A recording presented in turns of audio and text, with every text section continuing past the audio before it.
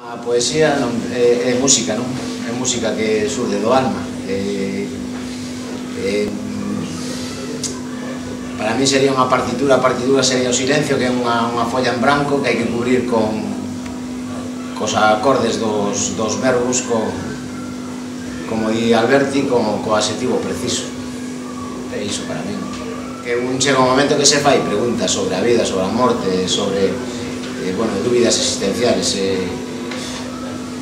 Eu atopeinas leyendo poesía. Domingo, fun pola tarde, co sol que abaixa tras dos pinares, cas nubes brancas, sombras dos ángeles, cas palomiñas que as alas baten, con un batido manso e suave, atravesando vagos celases.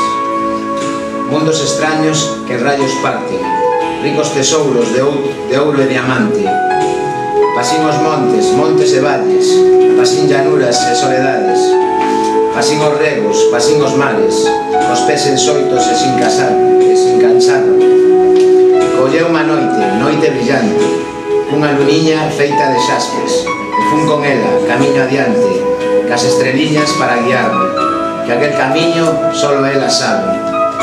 Dempois a aurora, co seu sembrante, feito de rosas, veu alumbrarme.